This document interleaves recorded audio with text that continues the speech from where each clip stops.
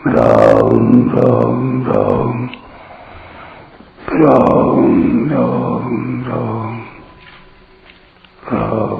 राम राम नारायण नारायण। संबंध। अब भगवान आगे के 20वें श्लोक में सात्विक ज्ञान का वर्णन करते हैं। सर्वभूतेषु येनैकम् भावमव्ययमीक्षते अविभक्तं विभक्तेषु तज्ज्ञानं वेत्ति सात्विकम्। जिस ज्ञान के द्वारा साधक संपूर्ण विभक्त प्राणियों में विभाग रहित एक अविनाशी भाव को यानी सत्ता को देखता है, उस ज्ञान को तुम सात्विक समझो। व्याख्या। सर्वभूतेषु येनैकम् भावमव्ययमीक्षते अविभक्तं विभक्तेषु। व्यक्ति, वस्तु आदि में जो हैपन दिखता है वह उन व्यक्ति वस्तु आदि का नहीं है, प्रत्युत सब में परिपूर्ण परमात्मा का ही है। उन व्यक्ति वस्तु आदि की स्वतंत्र सत्ता ही नहीं है, क्योंकि उनमें प्रतिक्षण परिवर्तन हो रहा है। कोई भी व्यक्ति वस्तु आदि ऐसी नहीं है जिसमें परिवर्तन न होता हो, परंतु अपनी अज्ञता से यानी बेसमझी से उनकी सत्ता दिखती है। जब अज्ञता मिट जाती है, ज्ञान हो जाता है, तब साधक की दृष्टि उस अविनाशी तत्व की तरफ ही जाती है जिसकी सत्ता से यह सब सत्तावान हो रहा है। ज्ञान होने पर साधक की दृष्टि परिवर्तनशील वस्तुओं को भेद कर परिवर्तन रहित तत्व की ओर ही जाती है। फिर वह विभक्त अर्थात अलग अलग वस्तु, व्यक्ति, परिस्थिति, घटना आदि में विभाग रहित एक ही तत्व को देखता है। तात्पर्य यह है कि अलग अलग वस्तु, व्यक्ति आदि का अलग अलग ज्ञान और यथा योग्य अलग अलग व्यवहार होते हुए भी वह इन विकारी वस्तुओं में उस स्वतः सिद्ध निर्विकार एक तत्व को देखता है। उसके देखने की यही पहचान है कि उसके अंतःकरण में राग द्वेष नहीं होते। तस् ज्ञानम विद्धि सात्विकम। उस ज्ञान को तू सात्विक जान। परिवर्तनशील वस्तुओं, वृत्तियों के संबंध से ही इसे सात्विक ज्ञान कहते हैं। संबंध रहित होने पर यही ज्ञान वास्तविक बोध कहलाता है, जिसको भगवान ने सब साधनों से जानने योग्य ज्ञेय तत्व बताया है। ज्ञेयम यत्तत् प्रवक्ष्यामि यज्ञात्वामृतमश्नुते। मार्मिक बात। संसार का ज्ञान इंद्रियों से होता है, इंद्रियों का ज्ञान बुद्धि से होता है और बुद्धि का ज्ञान मैं से होता है। वह मैं बुद्धि, इंद्रियां और विषय इन तीनों को जानता है, परंतु उस मैं का भी एक प्रकाशक है जिसमें मैं का भी भान होता है। वह प्रकाश सर्वदेशीय और असीम है, जबकि मैं एक देशीय और सीमित है। उस प्रकाश में जैसे मैं का भान होता है, वैसे ही तू, यह और वह का भी भान होता है। वह प्रकाश किसी का भी विषय नहीं है। वास्तव में वह प्रकाश निर्गुण ही है, परंतु व्यक्ति विशेष में रहने वाला होने से वृत्तियों के संबंध से उसे सात्विक ज्ञान कहते हैं। इस सात्विक ज्ञान को दूसरे ढंग से इस प्रकार समझना चाहिए।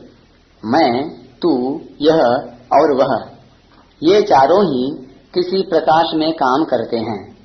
इन चारों के अंतर्गत संपूर्ण प्राणी आ जाते हैं जो विभक्त हैं, परंतु इनका जो प्रकाशक है वह अविभक्त है, यानी विभाग रहित है।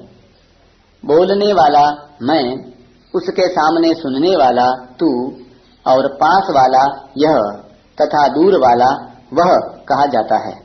अर्थात बोलने वाला अपने को मैं कहता है, सामने वाले को तू कहता है, पास वाले को यह कहता है और दूर वाले को वह कहता है। जो तू बना हुआ था वह मैं हो जाए तो मैं बना हुआ तू हो जाएगा और यह तथा वह भी वही रहेंगे। इसी प्रकार यह कहलाने वाला अगर मैं बन जाए तो तू कहलाने वाला यह बन जाएगा और मैं कहलाने वाला तू बन जाएगा। वह परोक्ष होने से अपनी जगह ही रहा। अब वह कहलाने वाला मैं बन जाएगा तो उसकी दृष्टि में मैं, तू और यह कहलाने वाले सब वह हो जाएंगे। उदाहरण के रूप में राम, श्याम, गोविंद और गोपाल ये 4 व्यक्ति हैं। राम और श्याम एक दूसरे के सामने हैं। गोविंद उनके पास है और गोपाल उनसे दूर है। राम अपने को मैं कहता है, अपने सामने वाले श्याम को तू कहता है, पास वाले गोविंद को यह कहता है और दूर वाले गोपाल को वह कहता है। अब यदि श्याम अपने को मैं कहे तो राम को वह तू कहेगा, गोविंद को यह कहेगा तथा गोपाल को वह कहेगा। इसी तरह अगर गोविंद अपने को मैं कहे तो वह श्याम को यह कहेगा और राम को तू कहेगा, अथवा श्याम को तू कहेगा और राम को यह कहेगा तथा दूर वाले गोपाल को वह कहेगा। अब अगर गोपाल अपने को मैं कहे तो वह राम, श्याम और गोविंद तीनों को वह कहेगा। इस प्रकार राम, श्याम, गोविंद और गोपाल ये चारों ही एक दूसरे की दृष्टि में मैं, तू, यह और वह बन सकते हैं। इस प्रकार मैं, तू, यह और वह ये चारों ही एक दूसरे की दृष्टि में चारों ही बन सकते हैं। इससे यह सिद्ध हुआ कि मैं, तू, यह और वह ये सब परिवर्तनशील हैं, अर्थात टिकने वाले नहीं हैं, वास्तविक नहीं हैं। अगर वास्तविक होते तो एक ही रहते। वास्तविक तो इन सब का प्रकाशक और आश्रय है। जिसके प्रकाश में मैं, तू, यह और वह का भान हो रहा है, उस प्रकाशक में मैं, तू, यह और वह ये चारों ही नहीं है। प्रत्युत उसी से इन चारों को सत्ता मिलती है। अपनी मान्यता के कारण मैं, तू, यह, वह का तो भान होता है, पर प्रकाशक का भान नहीं होता। वह प्रकाशक सबको प्रकाशित करता है, स्वयं प्रकाशक स्वरूप है और सदा ज्यों का त्यों रहता है।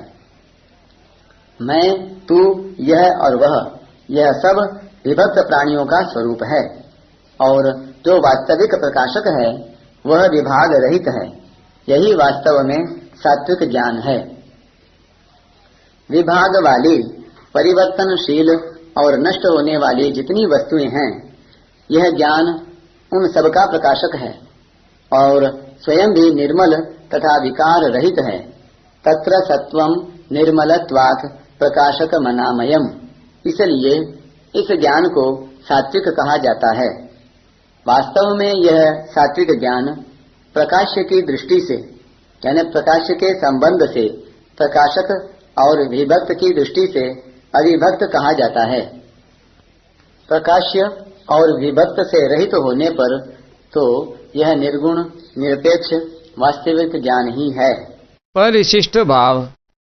जैसे साधारण मनुष्य शरीर में अपने को व्यापक मानता है, ऐसे ही साधक संसार में परमात्मा को व्यापक मानता है। जैसे शरीर और संसार एक हैं, ऐसे स्वयं और परमात्मा एक हैं।